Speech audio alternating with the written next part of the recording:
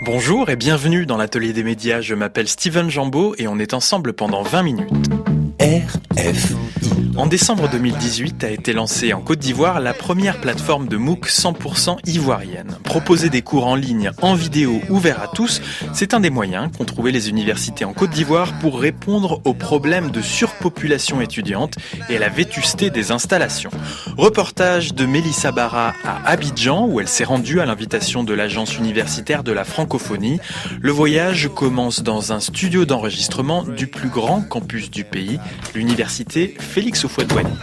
Bonjour chers internautes et bienvenue dans le MOOC Communication, Nouveaux médias et Développement.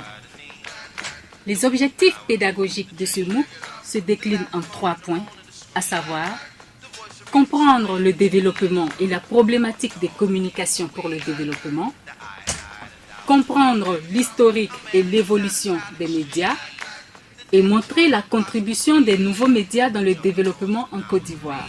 Moi, c'est Dagnogo Nyere Laetitia. Je suis enseignante à l'université Alassane Ouattara, c'est à Bouaké, en Côte d'Ivoire. Lorsqu'on prépare un cours traditionnel, un cours classique, on a ce qu'on appelle la rédaction des syllabus. Après avoir rédigé le syllabus, il faut également concevoir le PowerPoint qui sera projeté.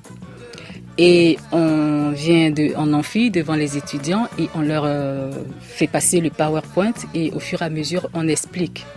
Mais là, étant donné que l'enseignant n'est pas face aux étudiants, donc il doit essayer de se mettre à la place de l'étudiant et de concevoir son cours de sorte à ce que ce qu'il dit, étant donné qu'il n'y a pas la possibilité de rétroactivité ou bien d'interactivité immédiate, que l'étudiant ait le maximum de détails sur ce qu'il veut dire, que l'étudiant puisse être à mesure de comprendre seulement en regardant la vidéo ce que l'enseignant a voulu transmettre comme savoir et donner le maximum d'informations dans un temps record. Donc ça veut dire être concis puisque la vidéo c'est un temps donné, c'est dans notre cadre c'était des vidéos de maximum 1 minute 30, mais je pense qu'avec les MOOC les vidéos peuvent aller jusqu'à 5 minutes et donc ce que vous allez dire en 2 heures, 3 heures, si vous devez le résumer en 5 minutes, c'est pas évident, donc il faut arriver à dire le maximum pour dire que c'est vraiment de la préparation.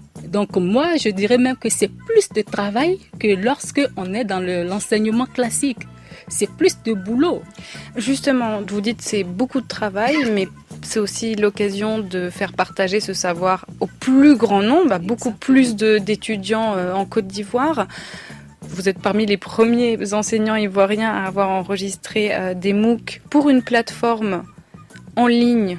Comment vous pouvez suivre ces milliers de potentiels étudiants sur cette plateforme et suivre votre MOOC ?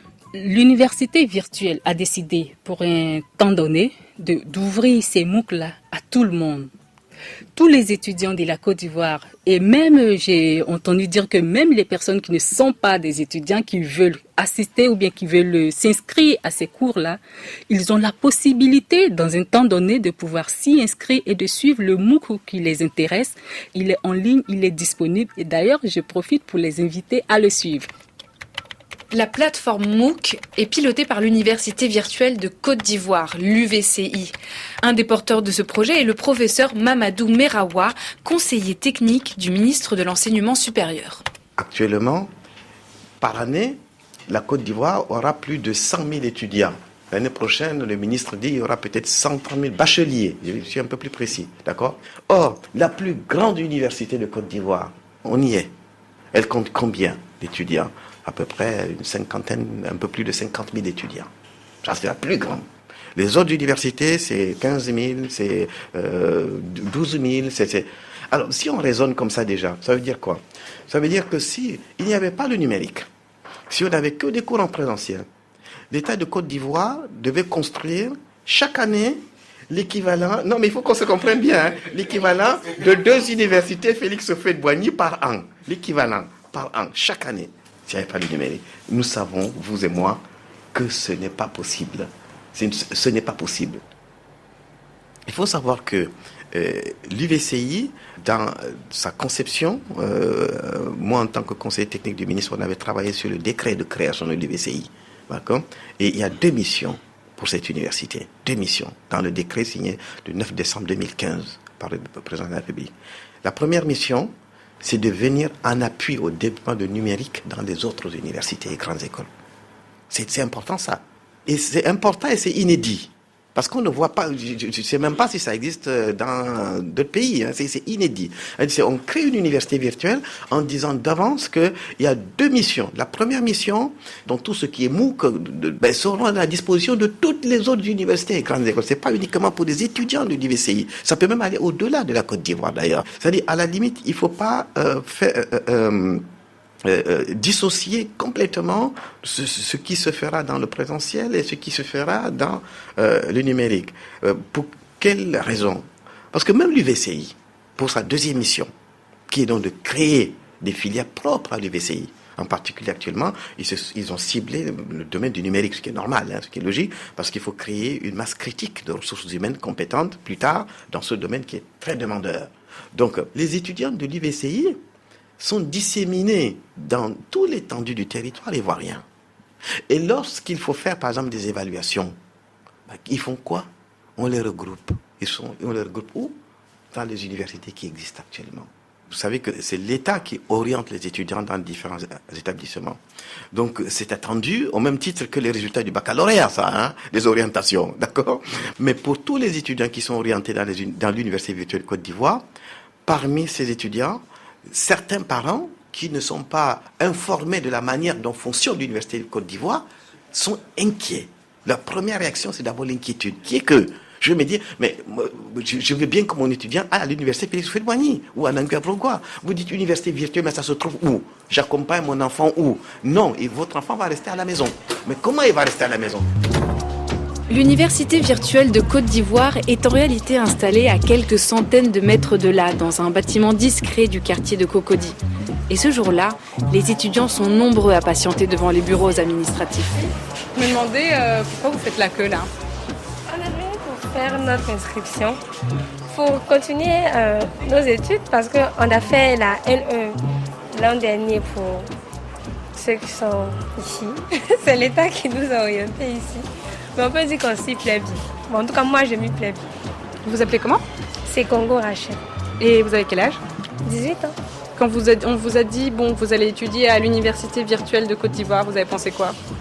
Bon, j'avais un peu une idée de l'université parce que j'étais partie au salon de l'orientation. Donc, ils nous avaient un peu expliqué leur modèle d'éducation, comment est-ce qu'ils faisaient les cours et tout. Voilà. Nous faisons les cours en ligne. Nous faisons les cours à partir de nos smartphones, nos ordinateurs, nos tablettes. Voilà, c'est comme ça que notre école fonctionne. Nos cours nous sont envoyés en fichier PDF, voilà, sur la plateforme de l'Université virtuelle de Côte d'Ivoire. Et nous allons chaque lundi pour récupérer nos cours et les étudier. Nous faisons nos devoirs les samedis et les dimanches, suite aux cours que nous recevons les lundis ou mardis. C'est pas trop difficile de faire ça sans un professeur ? Un peu quand même. C'est un peu compliqué, mais on s'adapte. Comment on fait quand on a des questions, par exemple ? Il y a des forums. Nous avons des tuteurs à qui on peut s'adresser ou en cas de problème vraiment, vraiment compliqué, nous pouvons nous rendre au siège ici. On nous met en groupe de 12 élèves par spécialité avec notre tuteur et puis il y a le délégué aussi. Donc nous pouvons nous organiser et puis travailler ensemble avec des groupes WhatsApp ou bien des groupes Viber, des groupes en fait. Voilà. Bon, je vais vous laisser payer vos frais d'inscription. Merci. Merci à vous. Bonjour, comment tu vas ? Ah, les meilleurs, ça va bien ? Ouais, ça se passe bien ? Très bien. Tu viens d'arriver ? Oui. Ok, ça va. Collègue, bonjour. Un responsable pédagogique de l'UVCI nous fait visiter les lieux. Il y a combien de salles ici ? En haut, ici, il y a trois grandes salles. Pour recevoir combien d'étudiants ? Environ, maintenant, on va passer à 10 000, environ 10 000 étudiants. Donc 3 salles pour 10 000 étudiants. Oui, non, pas pour 10 000 étudiants, parce que nous avons les différentes universités sur lesquelles nous allons nous appuyer. L'université Félix Houphouët-Boigny, où nos étudiants font les compositions. Dans les autres universités, on va mettre peut-être 5 000, 3 000, et quand il va rester 500, ils composent ici. Nous, on veut enlever l'esprit salle de classe, voilà, dans la tête des étudiants. atelier@rfi.fr. Je suis Chéri Sekero, étudiant en 2e année de développement d'applications e-service au sein de l'Université virtuelle de Côte d'Ivoire. Je viens de la région de l'Aube-Gibois, précisément à Divo, et j'avais la possibilité de rester à Divo et suivre les cours. Mais j'ai préféré venir ici à Abidjan, être proche de mon université pour avoir plus de débouchés. D'abord, c'est une question d'organisation. Puisque c'est une université qui est virtuelle, donc j'ai décidé aussi de faire un planning, c'est-à-dire une organisation parfaite qui va me permettre de suivre les cours. Pour une journée, je suis pratiquement au boulot, si je veux dire. Je suis dans une agence, c'est-à-dire une registre publicitaire où je joue le rôle d'infographiste. Donc, quand il y a des examens, je demande une permission pour venir ici au siège pour composer. Comment est ton travail à la maison ? D'abord, à la maison, quand je suis à la maison, c'est d'abord l'école, car dans mon programme, c'est-à-dire le planning que j'ai effectué, les soirs, avant de me coucher, je révise au moins 2 cours, et ensuite de suite jusqu'à atteindre les 5 cours qu'on me donne chaque début de semaine. Donc je mets pas comme barrière l'UVCI, je vais au-delà de l'UVCI pour me former. C'est-à-dire, je vais encore sur d'autres plateformes de formation à distance. Comme quoi, par exemple ? D'abord, j'ai Open Classroom, qui est mon préféré. Et j'ai aussi France, une université numérique, FunMOOC, que j'utilise aussi pour me perfectionner. Si je veux aussi accéder à plusieurs MOOC, il y a une plateforme qu'on appelle Océan Flotte, où je vais, qui ont déjà des liens qui vont directement me rediriger sur d'autres plateformes MOOC. C'est quoi les types de cours, les matières que tu suis en MOOC ?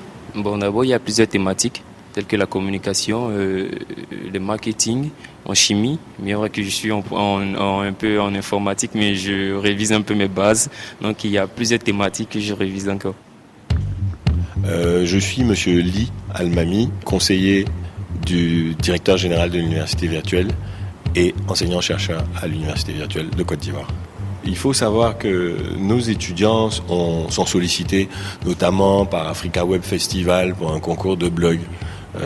C'est eux qui couvrent en tant que professionnels l'Africa Web Festival. Ils sont sollicités pour développer des applications.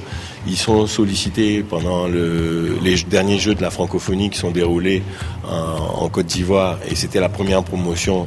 Le concours de blog a été gagné par un étudiant de l'Université virtuelle de Côte d'Ivoire. Mais l'UVCI n'a pas la même renommée que des universités comme Félix Houphouët-Boigny qui existent depuis plusieurs décennies, bien évidemment.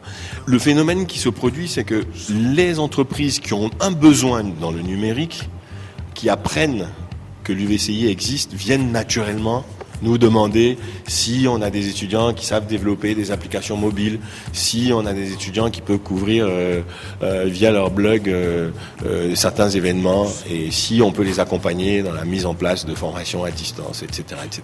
Donc c'est plus celles qui ont un besoin en numérique qui viennent vers nous. De retour sur le campus de l'université Félix Houphouët-Boigny, j'assiste à un cours d'un autre genre.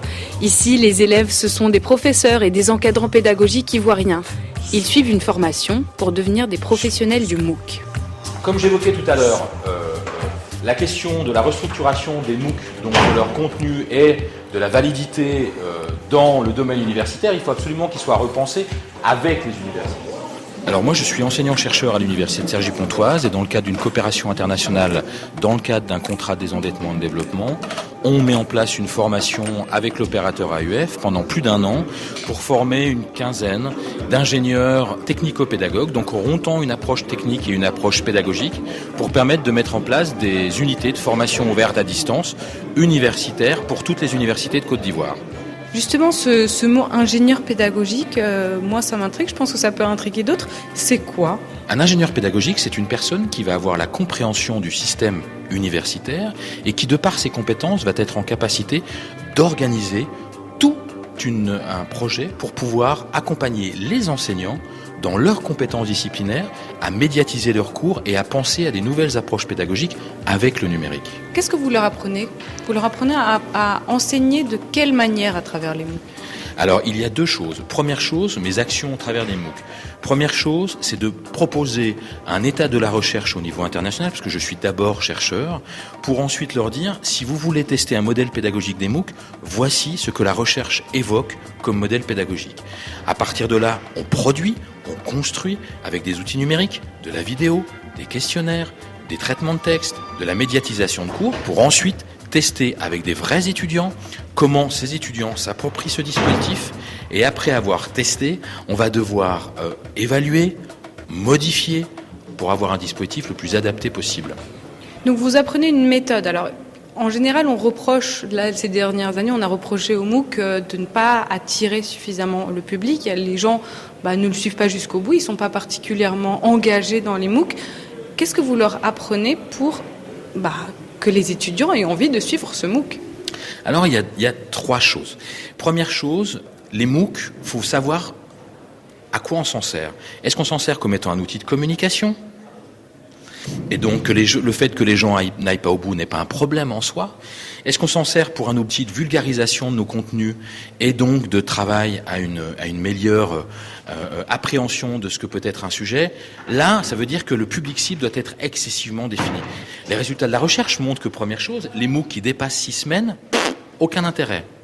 Montre aussi que globalement, les 10% qui vont jusqu'au bout, c'était déjà des gens qui avaient les compétences avant et qui voulaient juste se mettre à jour.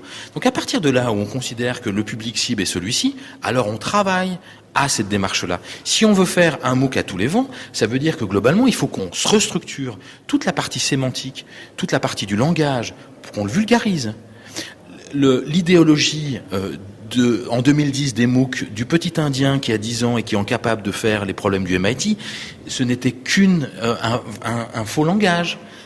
La réalité, ce qui est intéressant dans les MOOC, c'est pour moi, donc quand je vous disais dans les trois choses, deuxième chose, c'est vraiment que ça permet d'avoir une validation et une structuration de ressources académiques structurées, propres, mis à disposition de tous. C'est-à-dire que c'est pas un contrependant de Wikipédia ou d'autres, c'est tout simplement être en capacité de proposer au plus grand nombre des ressources académiques de très belles, voire d'excellentes factures. Et enfin, la troisième chose, le MOOC en tant que tel, ce qui est intéressant dans sa démarche, c'est que ça questionne comment on travaille aujourd'hui dans les universités. Et c'est aussi cette démarche-là, moi, qui m'intéresse.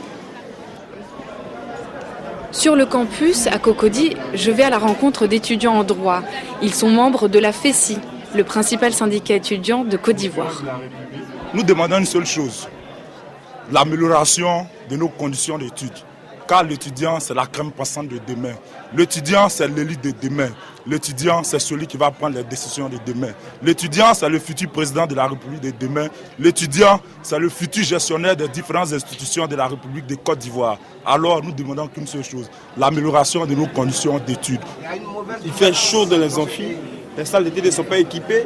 Une salle de TD, un TD qui doit composer au minimum 25 ou 30 étudiants, on constate qu'il y en a 150 sur les listes. Et puis il n'y a pas de chaises. Bon, on fait les TD comment ?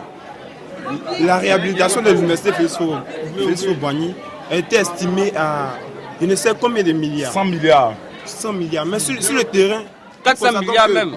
Nous sommes obligés de quitter à la maison avec des marteaux et des pointes pour venir pointer les chaises en amphi. Pour pouvoir s'asseoir pour faire cours. Nous sommes obligés de prendre des planches pour mettre sur des briques pour s'asseoir pour faire cours. Le professeur il arrive, il voit qu'il fait chaud. Les conditions ne sont pas adéquates. Est-ce que certains d'entre vous ont envisagé la possibilité de se former à distance, en ligne, avec votre ordinateur, de ne pas être obligé de venir dans des salles de cours qui sont bondées, vous n'entendez rien, vous n'avez pas droit au TD, etc. Est-ce que c'est quelque chose auquel vous avez déjà pensé ? Mais à ce niveau-là, il faut dire, c'est vrai, c'est très bien pensé, les cours en ligne. Mais les cours en ligne, nous les faisons comment ? Nous les faisons comment ? Il n'y a pas de connexion Internet, nous n'avons pas d'ordinateur. Ça, ce sont des choses que l'État doit penser. On nous fait croire que le PIB de l'État de Côte d'Ivoire, nous sommes à une croissance de 2 chiffres. Mais nous ne ressentons pas cela. Alors, nous sommes d'avis avec vous les cours en ligne. Mais nous faisons ces cours en ligne comment? Nous n'avons pas d'ordinateur. La connexion n'existe pas sur l'espace universitaire. Tu viens, ils ont affiché Wi-Fi Université Félix-Houphouët-Boigny. Mais quand tu cliques dessus, tu vois que rien ne passe. Rien, même simplement Google. Tu tapes Google même, on te dit ta connexion même là. C'est un gros merdier. C'est du n'importe quoi. C'est du n'importe quoi. Il faut qu'on soit concret. Je suis le professeur Abou Karamoko, professeur titulaire de philosophie et président de l'université Félix-Houphouët-Boigny. Moi, je suis favorable même au tout numérique. Et on va vers ça. Mais devant, quand les étudiants, les Ivoiriens, ils vont comprendre l'importance et la positivité justement de l'université virtuelle, ils seront nombreux maintenant à demander à aller là-bas. Donc, plus de MOOC, moins d'enseignants à recruter, et ça fait moins de salaires à payer, et moins d'heures complémentaires. Voilà. Donc, c'est une très bonne chose, hein, ça. Mais c'est parce que les gens ne comprennent pas encore suffisamment l'intérêt du numérique. Monsieur le président de l'université, on a eu l'occasion d'aller à la rencontre des étudiants de cette fac. Ils nous disent, nous, on aimerait bien pouvoir suivre des cours en ligne, mais le problème, c'est que dans notre université, on n'a pas Internet, on n'a pas d'ordinateur. C'est très difficile de pouvoir accéder à ces ressources comme ça. On a visité également l'espace numérique qui était quand même assez vide et parce qu'on nous disait ben non, il n'y a pas de Wi-Fi, il n'y a pas d'Internet. Vous leur répondez quoi à ces étudiants? Ça, c'est une réalité. Hein. C'est une réalité, mais il faut aussi entrer un peu dans l'histoire pour comprendre. Parce que d'abord, nos États n'ont pas les moyens dont on a besoin. Donc, mais après la crise, il y a eu la crise post-électorale. Si vous étiez venu ici, vous allez vous trouver cette université complètement détruite.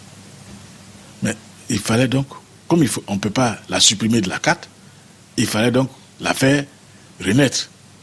Cet argent qu'on a pris pour remettre l'université en état, on aurait pu prendre cet argent-là pour leur donner tout ce dont ils ont besoin par rapport au numérique, Mais malgré tout, l'État est en train de remédier à ces difficultés. Mais je vous dis, dans le premier trimestre, peut-être même, au premier trimestre de l'année 2019, ce sera chose réglée. Et, en tout cas, pour ce qui concerne l'université Félix-Houphouët-Boigny. Ok, je vous reçois bien.